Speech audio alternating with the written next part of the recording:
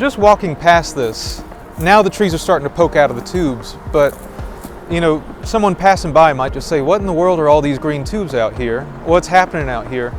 And now this educational signage will tell you not only what is going on, but why. Foresting this area helps reduce runoff, filter runoff, improve habitat for wildlife, provide shade for the public. We had them work on getting these posts made so that we could slip these signs into it. It just really helped facilitate getting some educational signage out here.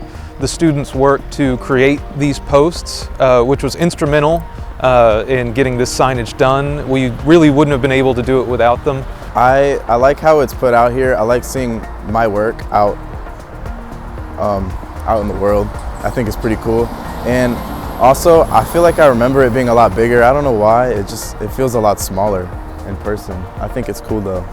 To see the work that the students did with their own hands and get to see these beautiful signs every day, it really has an impact on everybody who gets to enjoy Lake Hening. And so we're just really, really grateful for the partnership. I'm glad it's being put to good use. It's cool seeing my work out where others can see it and not just confined in a shop where only my teacher's looking at it. I'm glad it's other people are being able to see it and learn from what it is.